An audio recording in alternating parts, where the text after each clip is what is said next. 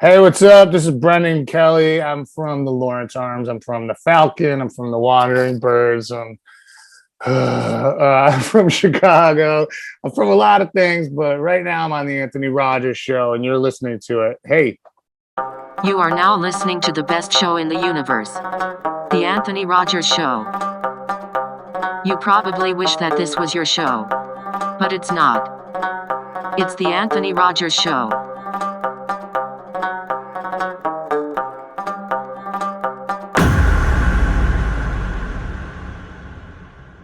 Tell all of your friends to listen to this show. Tom's Coffee Roasters is no joke. Some seriously good fucking coffee. Jason, the owner and roaster, sent me a couple bags, and they smell and taste fucking amazing. Fresh roasted daily, and they ship to your door. What the fuck could you ask for?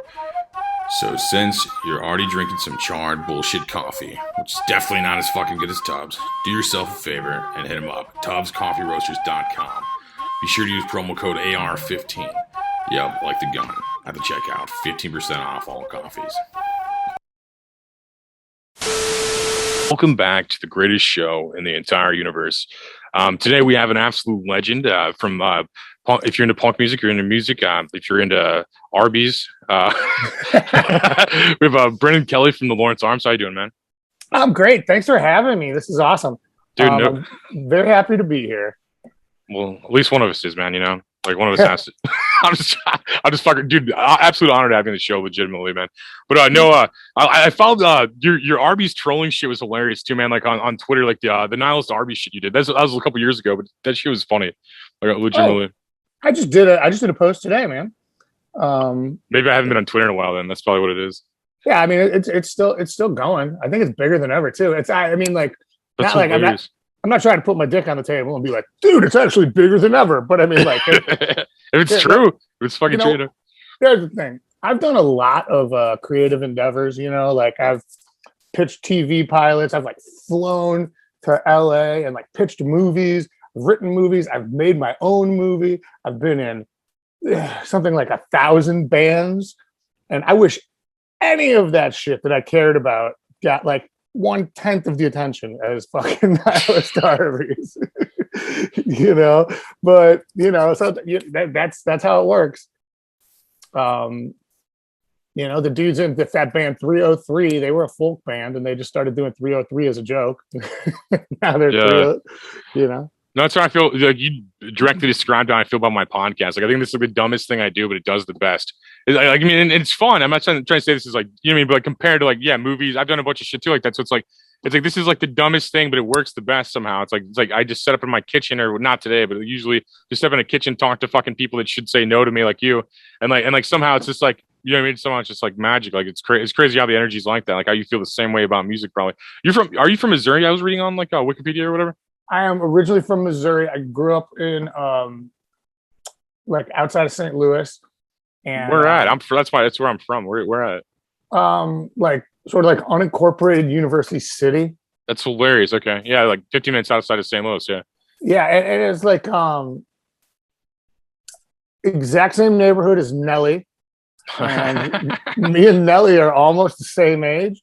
You guys are like family basically then, I guess, like if you. Well, whatever I'm trying to like gauge how well I'm doing in life, I always look at Nelly and I go, how well is Nelly doing?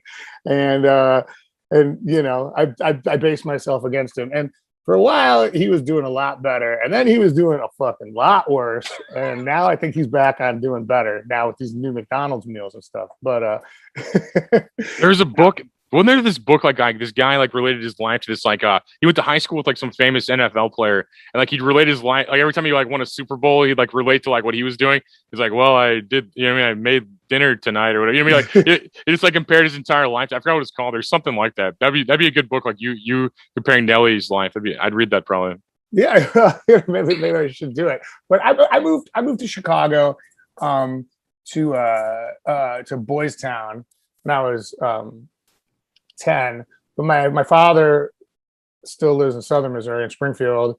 My mother now lives on the Lake of the Ozarks, and like that kind of like hillbilly stock is like deep in my veins, and I spend a lot of time in those like sort of, or I used to spend a lot of time in those like sort of like hillbilly enclaves.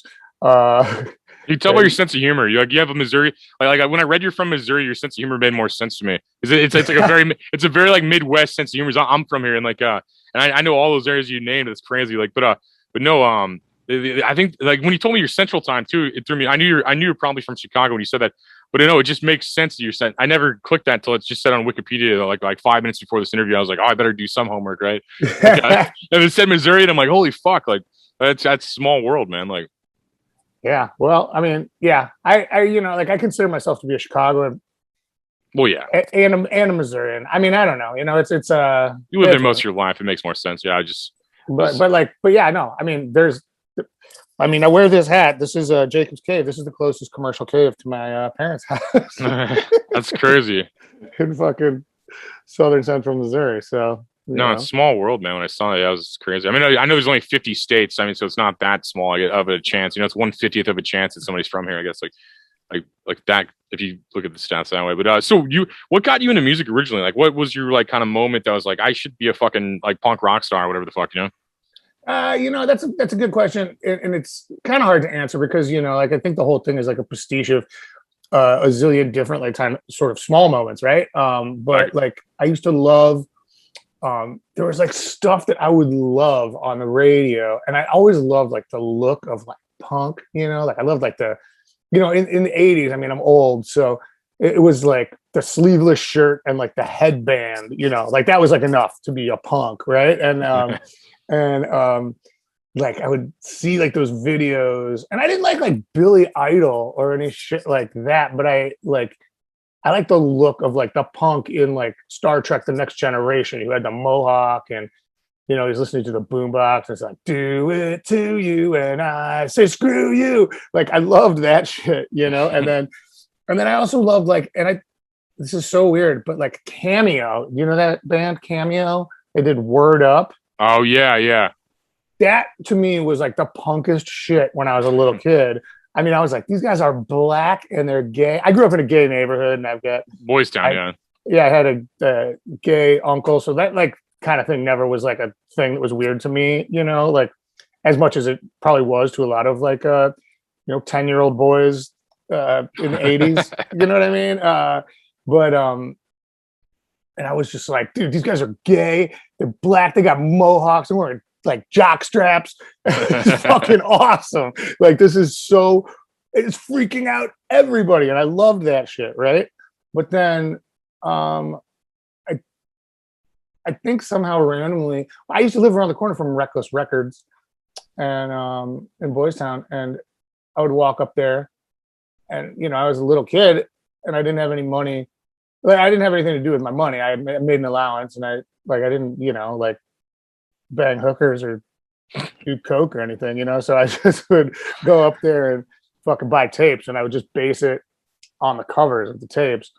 And somehow over the course of like doing this like twice a week for like a year or two, I developed this collection, and the stuff that I gravitated towards happened to be punk. I didn't have like a big brother or anybody like that was cool telling me what to do. I was just like really flying blind, you know,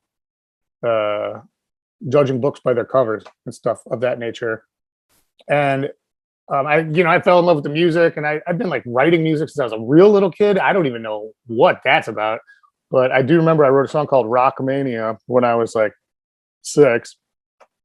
And I just always like being a showman and stuff like that. And then my friend Chris, who's a guitar player in the Lawrence Arms, he's like, I'm taking guitar lessons. And I was like, oh, fuck this. This is going to make Chris so much cooler than me. I'm taking guitar lessons. And at that point, I'd already sang in a band, but that was like purely like, you know, just like in a basement. And I didn't know what I was doing. Whatever. But like, that's sort of how it all kind of came together. We had friends who were like really talented musicians, and I wanted to be a part of that. And I loved music, and I had this very specific taste that nobody else really had. And, you know, it eventually led me, I guess, ultimately to here, you know. No, it's cool. It seemed authentic to you. Like you seem like you're telling the truth. That's interesting. Like, I think a lot of people got try to like make it mystify everything and muddy the waters. But that's a really authentic answer. Like, it seemed true. Like, Chicago has that kind of thing. Like, you seem like a product of your environment almost. Like musically, they had that kind of like like I don't know how to describe it. Like, without like I don't know how to describe it. They had that kind of like I can just tell you're Chicago. You know what I mean? Like you had that vibe of like with you. You know, I don't know how to describe it other than that. You know, a lot of those guys are all into like music. Like what kind of band? You're like, oh, you've never heard of them. You never heard of the band I listen to. You know, like it's like New York and Chicago have that thing. You know, they just have this like exclusive. Like I listen to so many different bands. Like and like you've heard of like 5 of them. You know, Right. Well, I mean, like, shit, dude. One of the most important bands to me in the world is the Goo Goo Dolls. So I'm not really totally like that either. Like, I got that's a good band though. That's a fucking good band actually. The Iris song killed, man. yeah. Well, before that, if you listen to like those early records, like "Hold Me Up" or Yeah. "Jed," Yeah. I'll tell you this: Matt Allison is the guy that recorded all the Lawrence Arms albums, right? Mm. And except for the first 2, but whatever. But one day he was at my house and we were drinking beers, and I put on the opening track of "Hold Me Up," and he turns to me and he goes, "Who the fuck did you record this with?" I was like, "This is Goo Goo Dolls, man." But that is Matt Allison, like the 4th member of our band. Yeah. It's like he can't tell that that's not us. I mean, that's what we did when we started the Lawrence Arms. We just wanted to sound like the Goo Goo Dolls. There's 2 guys. One guy sang like this. One guy sang like this. Like the whole. I don't know. It's like fun homework if you have any energy to do it. I guess listeners. Yeah. No, it's awesome, man. Like, that's crazy. So, did you come to the band later? I didn't do I'm kind of an idiot. But did you come to this band later? Did you start? You a founding member? Like, what happened with what's your story kind of like? With the Lawrence Arms? Yeah, Well, so I started out in a band called Slapstick back and in the Falcon 90s. and stuff. Yeah, and a bunch of other bands. Yeah. Well, Sorry. yeah. The Falcon is after, but in Okay. like when I was 16, I was part of starting this band called the Slapstick. And Slapstick was like, we had the good fortune of being like right there, like cresting the wave of third wave ska, right? Okay. And like we were like, but we were a punk band that just like kind of dabbled in ska. We were a lot more like Operation Ivy than we were like Real Big Fish or something like that. And it's and we we were far and away the best bands of that whole era. And when that band broke up, I started a band called the Broadways with the old one of the members of Slapstick. And then when the Broadways broke up, we started the Lawrence Arms. But because of the success of Slapstick, we were like ready to hit the ground running and just like go on tour. But no, I was Okay. I mean, Makes like sense. I recruited Neil and Chris to be in the Lawrence Arms. I named the band the Lawrence Arms. Yeah, I thought you were the guy. Okay, that's what I was trying to figure out. Yeah. What made you name it that? Like, what was the meaning behind that? I don't think I ever read that. That was the name of a building on Lawrence Avenue that we lived in at the time. Okay. And it was like an old, like kind of like I think it used to be a hotel or something like that. And funny story, we got kicked out of there. We got evicted, and we had to move out in the middle of the night. So it's pretty hilarious now that like that's like sort of tied to our legacy. This like very like sort of ugly, weird week of being alive. Where, I mean, they were like the landlords were literally like letting in goons into our unit, just like sit there and wait to kick my ass and stuff. And Chris would like, he couldn't call me because it was before cell phones, but like I'd call from my like college payphone. He'd be like, "Do not come home. Do not come home. He's here again." So, I mean, it was fucked up, but I thought that the name sounded cool, and then forever, because we didn't get popular for so long, it would just be like what's your band called? The Lord's Arms? And we'd be like, no, The Lord's Arms. not the Lord's Arms, no. And then we were like, okay, we've made a terrible mistake. Like we named our band the wrong thing, you know? How long did it take you guys to blow up? You like formed in like '99, I guess. Like how long of a time did it take you guys to blow up? I guess. Everything kind of started in like 2006. Okay. And then it didn't really start happening till like probably 2016. Interesting. So did you have those like broke artist years in the beginning too? Like that whole like that whole like I think like most I feel like as a comedian I feel like I had that like where I was just like a loser that partied a bunch. I mean, did you guys? But then like all of a sudden you like pick up and you're like, oh, I knew you'd do it. Was that your kind of experience too? Like yeah, those broke artist years where you kind of partied and kicked it, I guess, or something. Or like oh yeah, dude. I mean, like we like I didn't have a home for years. I lived in a van. You know, like there was times when we play. There's one year we played 366 shows. Holy shit. That's crazy. Yeah, and we had Christmas Day off. That was the other thing. So there was like 2 different days that we played 2 shows. And I remember we got home for Christmas and the next day we flew to England.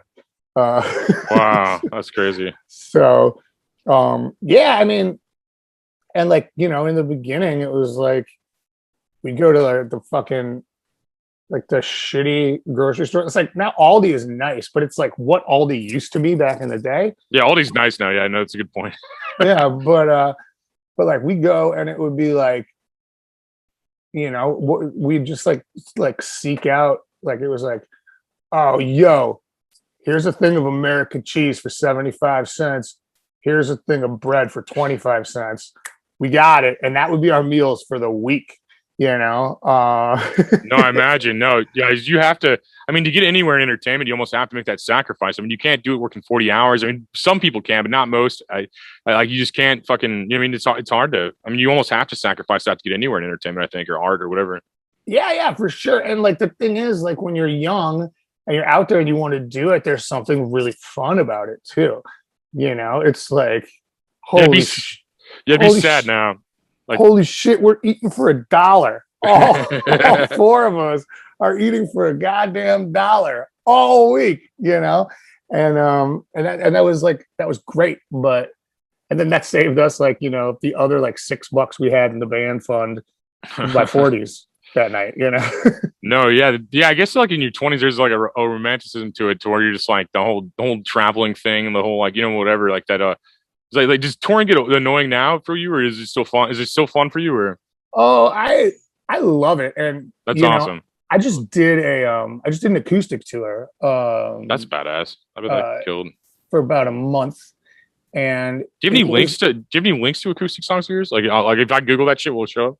Yeah. I do a thing that is mostly like the sort of recorded iteration of the acoustic stuff called Brendan Kelly and the Wandering Birds. Cool. Yes. Okay. Yeah. Okay. That's acoustic. But then I also have like a pure acoustic record, but that's just Lawrence Arm songs that I covered. That's what I was wondering. Yeah. Yeah. But awesome. the Wandering Bird stuff is, and it's not all acoustic actually on record, but it is the stuff that I play the most when I go out and hit the road with it. But it was cool to get back out on tour. I mean, because I don't know about you, but I've been trapped in this fucking house for a year and a half, you know. So oh yeah, the major cities, man. Yeah, no, the major cities freaked out for sure. When like when all of a sudden like we decided to go back out, it was just like yes. And then as soon as we did, it was like, oh, and now there's this like new variant of this disease, and it's you know much more dangerous. And I was like, yes, just in time for me to go to Alabama. Perfect. It's funny. Alabama probably hasn't changed much. I mean, most of these states don't give a fuck. I'm in Missouri, man. They you couldn't even fucking tell unless you're in the city of St. Louis itself. I mean, they have like mandates, I guess, sometimes, but you couldn't even fucking tell in the rest of Missouri, man. That any like if you didn't have like I don't know, like there was no difference. Oh, dude, when I drive down to see my mom, it's like you know I got 2 kids, you know. Like, I mean, they're not little, but they're 11 and 13. But like, we got to stop here and there. You know what I mean? And, Oh yeah, I bet. and like, so let's say we make 4 stops on the way down. It's an 8-hour drive. Every time we stop, it was like, okay, this time I don't think I'm going to wear the mask because I don't want to get my ass kicked if I do. You know, like as we get farther and farther south. Yeah, it's something you know your crowd. Yeah, you got to know your crowd for sure. Yeah, it's like, yeah, I'm vaccinated. I guess it's fine, but like, well, in Chicago would be the opposite. Like if I went there without a mask, they'd fucking kick my ass. I mean, it'd be the fucking opposite. You know, and like major cities are like that. They're like really like upset. Yeah. I mean, the mask stuff is for real, but it's just like, yeah, but down there it's just like hostility. It's not like, excuse me, can you put on a mask, please? It's like. Yeah. That lady that's smoking inside and she's barefooted is fucking staring at me. And I feel like she's going to reach up with her 5'2" frame and punch me in the face. That's how Tennessee feels to me. They're all smoking in the gas stations, like everywhere in Tennessee. Every time I cut through, they're like, oh, yeah. Like, they're just like chain smoking, like it's the 90s still or something, you know, or like the 80s.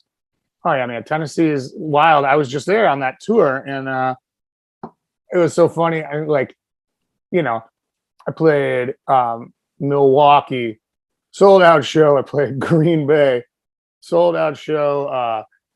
Minneapolis, 2 sold out shows, and then Chicago, sold out. I mean, these shows nice. Are like, congrats. They're not in huge rooms or anything, but like, you know, still they're awesome. Still great.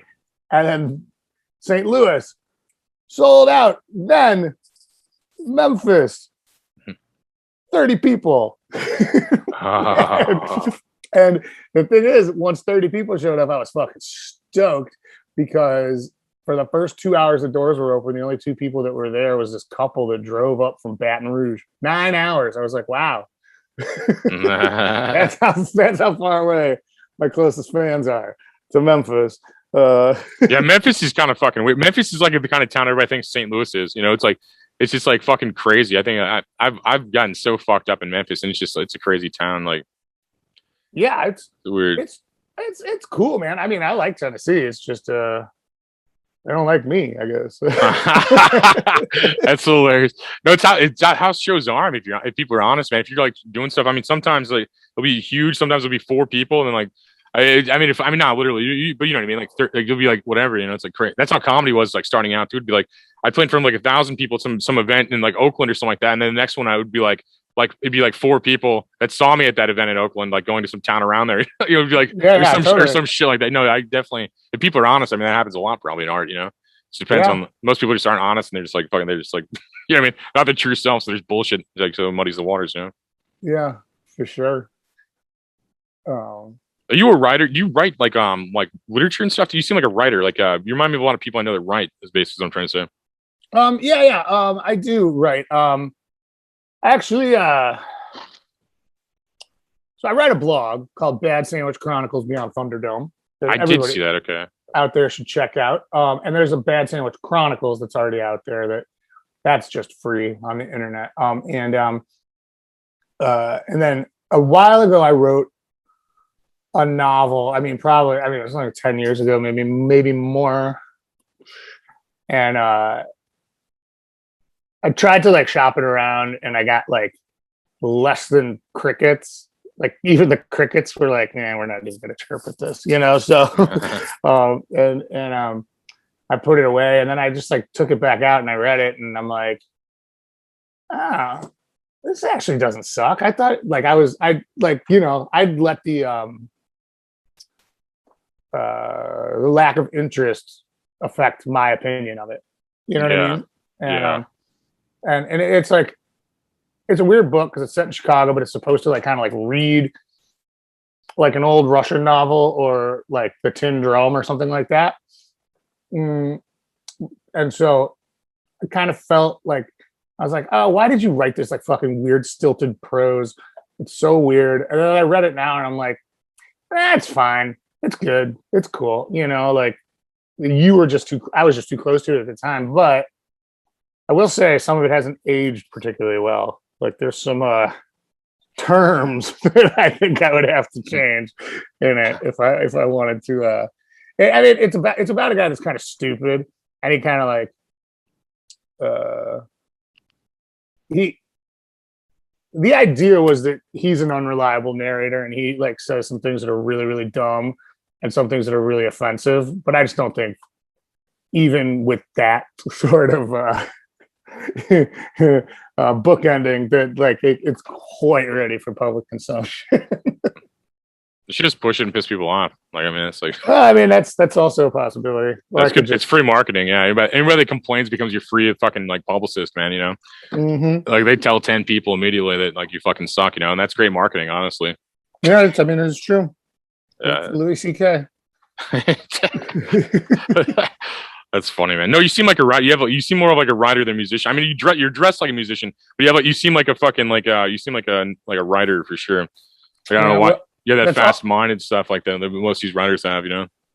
What's always been my thing is writing, and even like in the Lawrence Arms or the Wandering Birds, or whatever.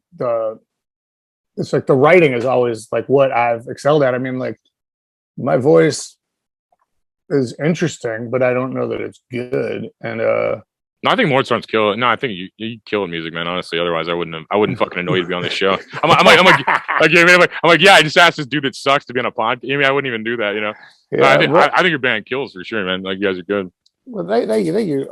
And like, but like writing has always been the thing that I have been.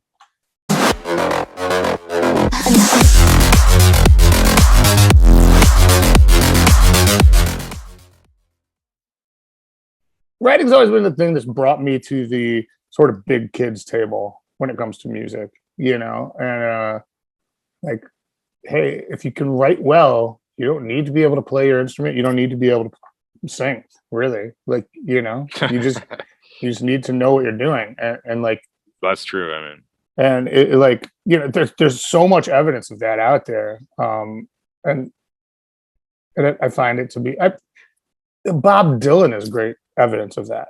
You know, shit, yeah, he's the first mumble rapper. It's like if fucking like if Bob Dylan had a great voice, he'd be Paul Simon. That's yeah, no, but for sure. But But instead, Paul Simon just wants to be Bob Dylan. You know, so funny. I never thought about that, but it's so interesting. But and I mean, I love both of them. For sure.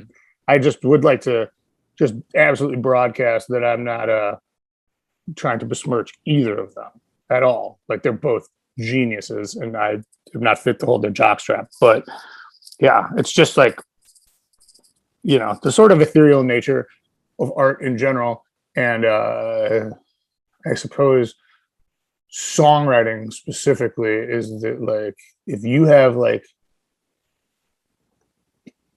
just like the corner of an idea, that's probably all you need, you know. Like, I mean, to use a fucking weird example, it's like, what about like 21 Savage, and he's just like, in my bank account, what? In my bank account, what? And it's like that shit fucking. It kills still somehow. Like, it's dumb as fuck, but it kills. It kills, right? And it's like it's just like he just came up with that fucking idea. I mean, and that's writing, you know, like. Yeah. You know, like that fucking song and video is actually great though. Yeah, no, you almost want to hate it because like it's simple and shit. Like I me at like 20, we want to be like, oh, that's so fucking dumb and like no thoughts, you know. But then like it's honestly just an interesting fucking song and video though. It's like I mean, you know what I mean? It's junk food, but it's good. You know, it's like, you know what I mean? It's like there's cherry pies I eat or something. Yeah, no, it's totally dumb, but it's totally good. I mean, yeah, that's crazy, right? The like, who's the best writer in all of punk rock? The answer, I'm not even gonna waste your time. I'll tell you, it's Tim Armstrong.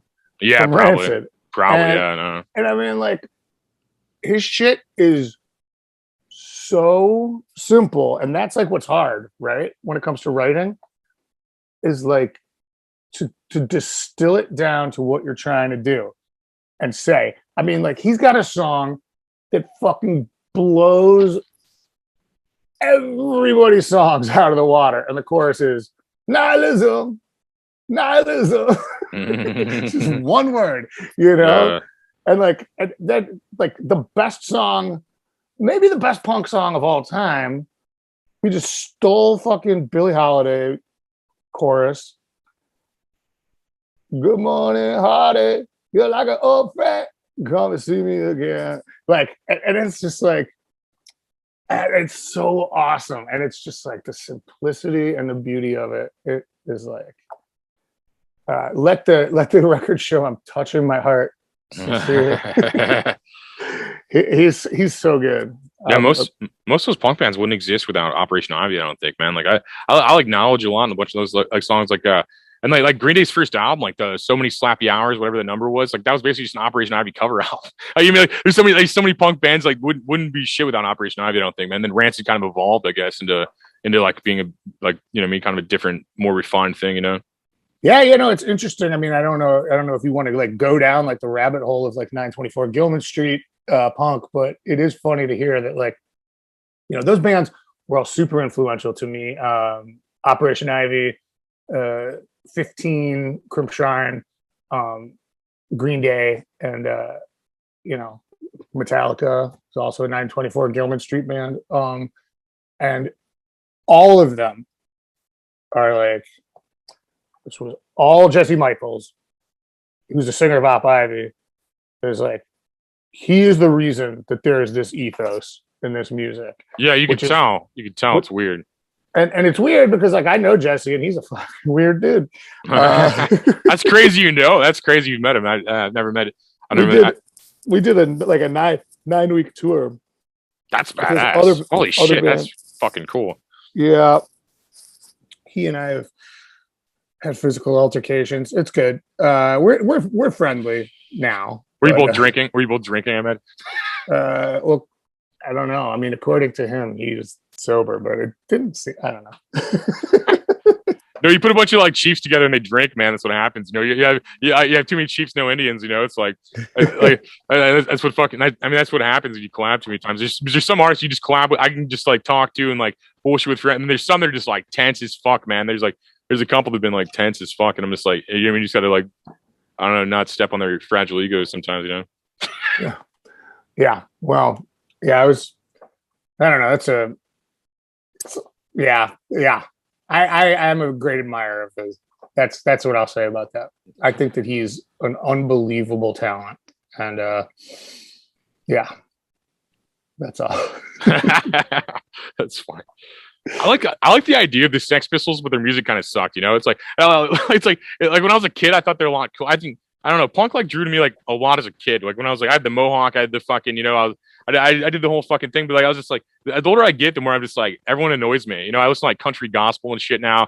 I mean, yeah, I feel like if I was just like listening to shit, it'd probably be that. You know, it's like, but I check out. I kind of experience everything. But the older I get, the more I just like calm I get. You know, like more chill. Maybe I smoke more weed now. I don't know, but I just feel more calm now than I did as like I don't know, like punk really resonated with me as a kid, you know, like the God Save the Queen behind the barge with the fucking queen. That shit was hilarious. You know, like Sex Pistols like spray their name on the walls and shit. Like that really like at 21, that hit hard, you know, it's like, you can just kind of be, I don't know. I like that attitude better, you know, like way more. I like the attitude better still probably, but the music didn't follow. Like your band sounds good. Your band's like punk and like sounds good. You know what I mean? Like the Sex Pistols, it's like, like, you know what I mean? It's like, it just didn't sound, you know what I mean? I don't know. Well, no, but like, yeah. I mean, it didn't sound that great. But the attitude was killer, dude. You know? Yeah, but the best part about the Sex Pistols, and I don't think a lot of people know this, and this could be even apocryphal. Maybe this isn't true, but I want it to be true so bad that I refused to. I looked it up once and I saw that it was true, but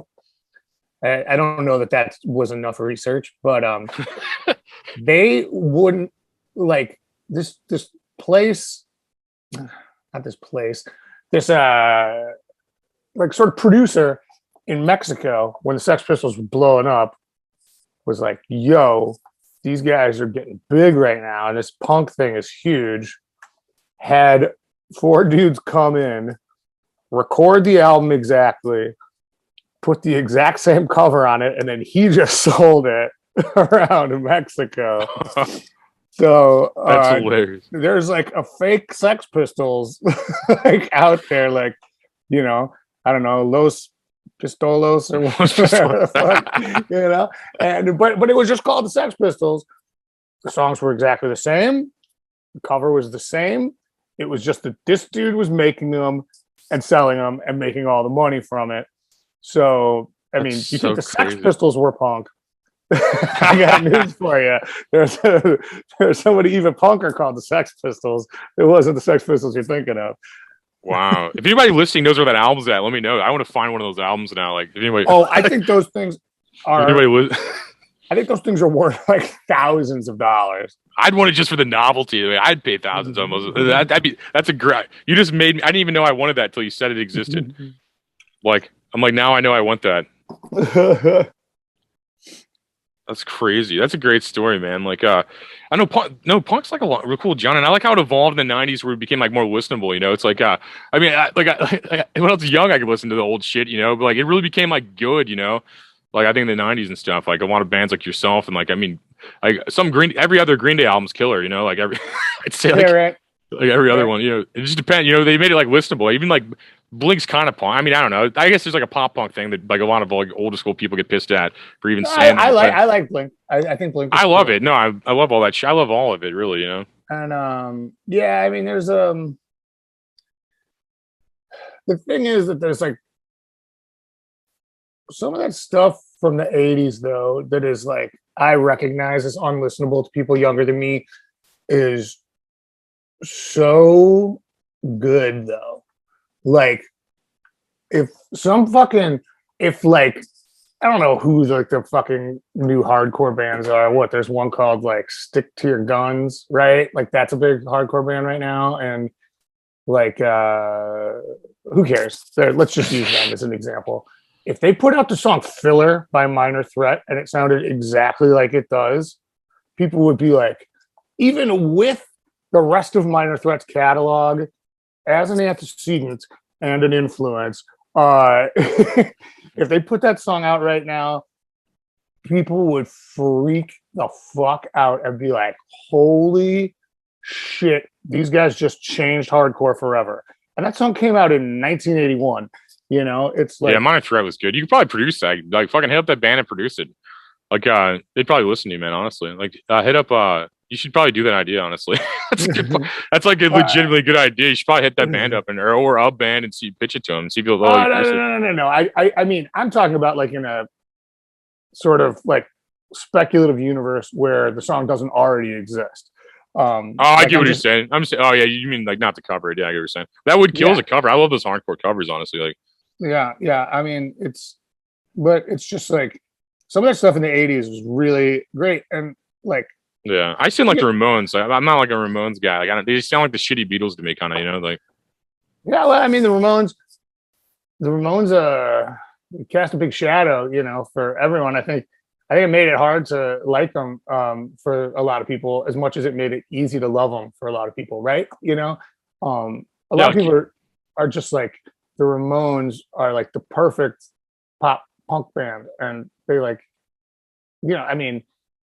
There's a lot of people that will say they invented punk rock, which is that's a class. It's always a classic argument. Was it them or like in England or whatever? Yeah, no, it's like New York or England. Yeah, there's this band from Peru called Los Psychos. They're from the '60s, and that is without a doubt the first punk band. That's interesting. Like the thing is.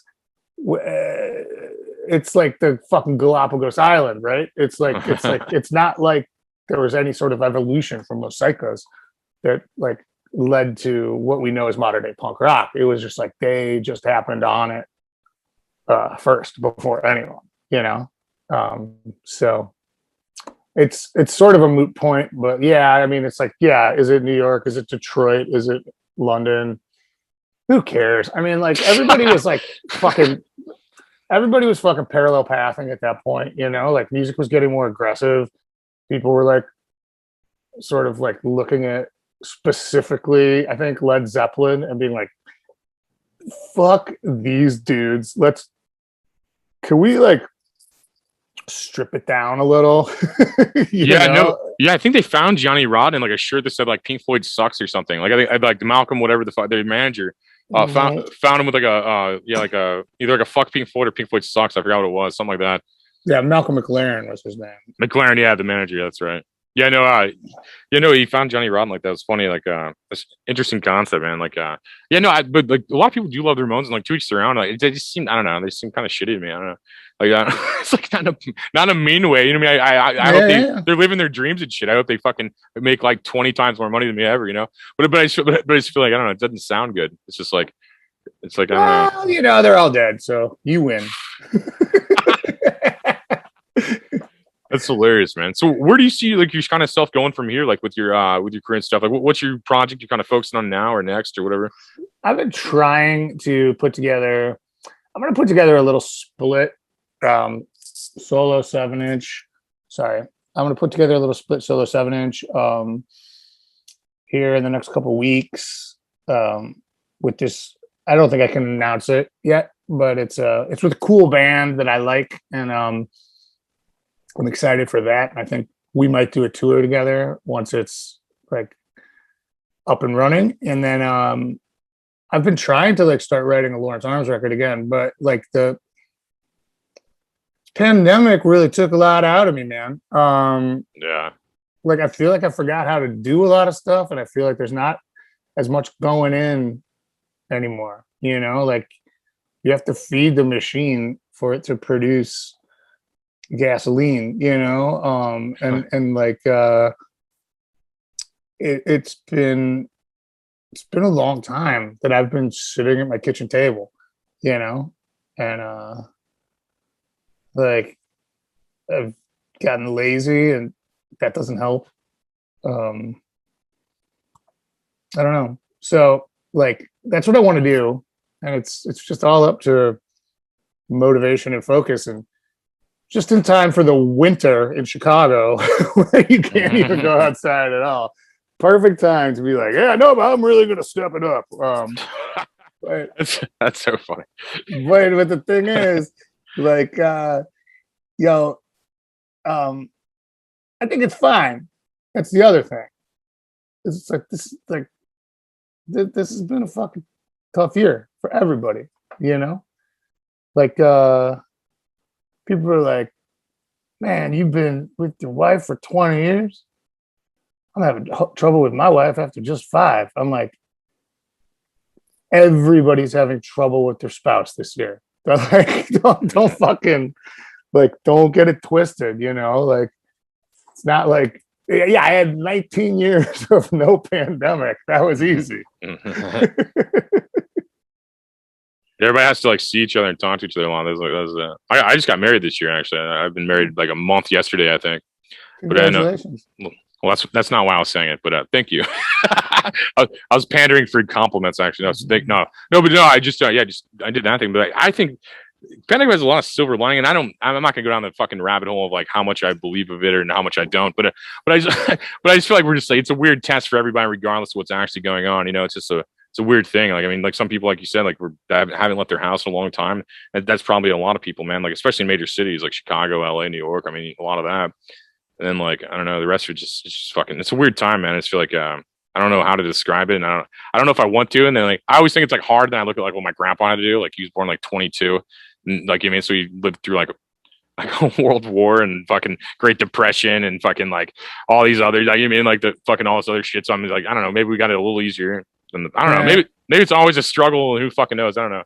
I mean, but like, you know, you've lived through 9/11, the longest war in the history of the United States, and an even worse depression, which is called a recession in the news. So, you know, like, but I didn't have to fight or anything. You know, like my everyone had to fight in World War. You know, like this was like a guys who just wanted, you couldn't have I'm not gonna make fun of the military, but I feel like it's a different kind of thing. You know, back then it was like I seen the propaganda, like I seen this one Airbnb, they had all this like propaganda from World War II, and it just seemed more pure, you know, than just like, let's get oil, boys, you know. Like you can't afford a house or a car right now. Like, let's go steal some oil, boys. You know, let's destabilize the Middle East and like fucking suck our own dicks constantly. You know. Yeah. I mean, yeah. Listen, you don't have to.